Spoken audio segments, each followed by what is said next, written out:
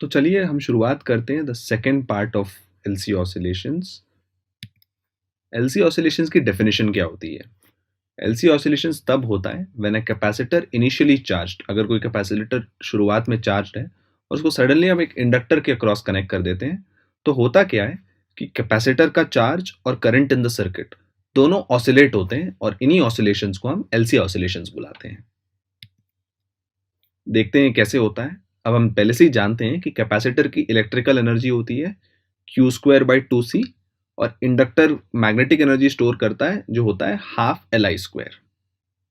तो U E electrical energy Q square by two C है और U B magnetic energy half L I square है।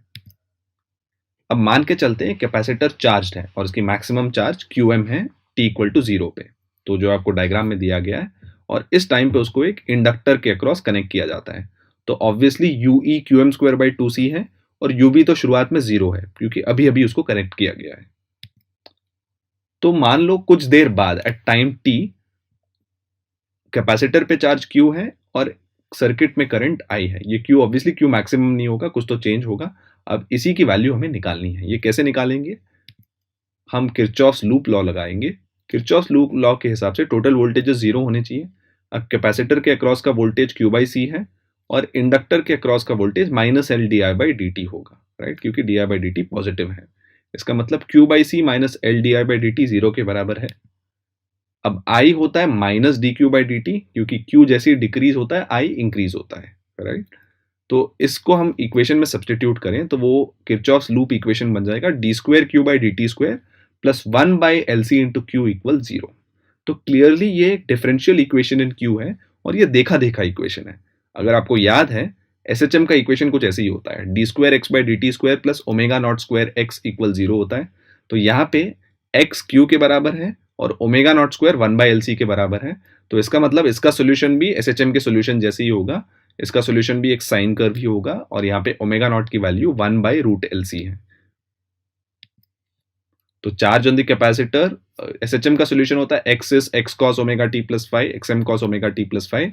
तो यहाँ पे चार्ज एक्स की जगह लगाए तो क्यू की वैल्यू होगी Q M cos omega naught T plus five, यहाँ पे omega naught one by root L C है। तो Q M maximum value of Q है और फाइव फेस कॉन्स्टेंट है।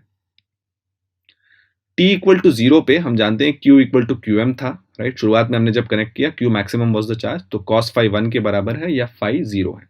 तो इस एलसी का सोल्यूशन है Q equal to Q M cos omega naught T और I will be equal to I M sine omega naught T, क्योंकि I होता है D Q by D T.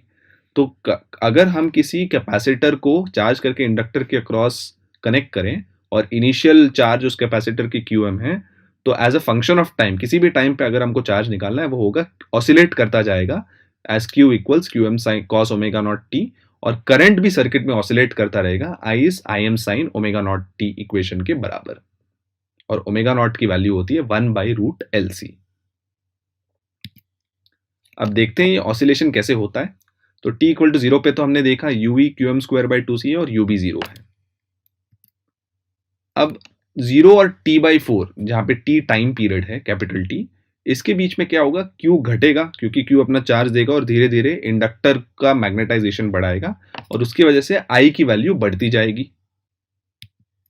अब t equal to T by four पे Q zero हो जाएगा और inductor पे मैक्सिमम, इंडक्टर के थ्रू मैक्सिमम करंट पास होगा और उस केस में यू ई जीरो हो जाएगा और U B half L I M square हो जाएगा।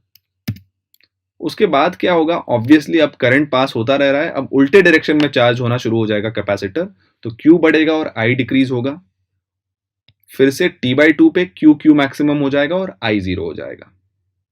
और इस केस में फिर से इलेक्ट्रिकल एनर्जी मैक्सिमम हो गया, बस प्लेट में जो डायरेक्शन ऑफ चार्ज है वो रिवर्स हो गया और यू भी जीरो हो गया।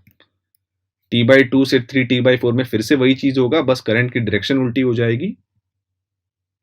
Eight three T by four फिर से क्यू जीरो हो जाएगा और आई आई मैक्सिमम हो जाएगा। एंड फिर finally three T by four से लेकर टी तक क्यू इंक्रीज होगा और आई डिक्रीज होगा। एंड टाइम पीरियड पे फिर से क्यू क्यू मैक्सिमम हो जाएगा और आई जीरो हो जाएगा। तो क्लियरली ये ऑसिलेशन होता रह रहा है, which is why this things are called as LC oscillations.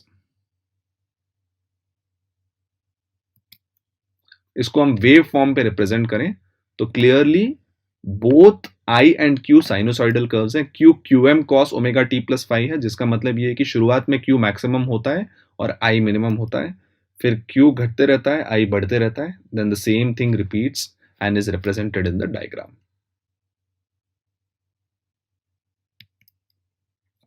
तो इसको और मैकेनिकल ऑसिलेशन को समझने की कोशिश करें, राइट।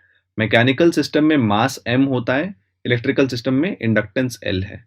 मैकेनिकल सिस्टम में फोर्स कांस्टेंट K होता है, यहाँ पे फोर्स कांस्टेंट 1/c के बराबर है। वहाँ पे डिस्प्लेसमेंट x होता है, चार्ज q होता है। वहाँ पे वेलोसिटी होती है dx/dt, यहाँ पे करंट है dq/dt। वहाँ पे मैकेनिकल एनर्जी होती है, यहाँ पे इलेक्ट्रोमैग्नेटिक एनर्जी होती है। वहाँ पे भी एनर्जी कांस्टेंट होती है, half kx² plus half mv²। और यहाँ पे भी जो एनर्जी है कांस्टेंट होती है, half q² plus half li²।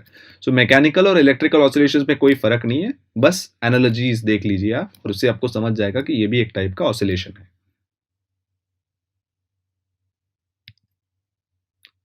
एक और चीज आपको याद रखने की जरूरत है, ऑल्दो एलसी ऑसिलेशन थियोरेटिकली काफी अच्छा कॉन्सेप्ट है, रियल लाइफ में एलसी ऑसिलेशन इतना फिजिबल नहीं होता। इसके दो कारण हैं।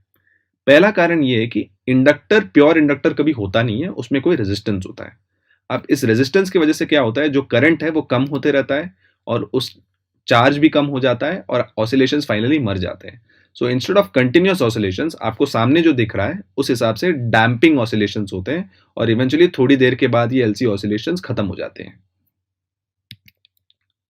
सिमिलरली अगर रेजिस्टेंस जीरो भी होता तो भी total energy of the system constant नहीं होता, क्योंकि इलेक्ट्रोमैग्नेटिक रेडिएशन के फॉर्म पे ये रेडिएट होता रहेगा और उसकी एनर्जी कम हो जाएगी और एलसी ऑसिलेशंस बंद हो जाते हैं। So for these two reasons LC oscillations कभी रियलिस्टिक होते नहीं है, बस एक थियोरेटिकल कॉन्सेप्ट है।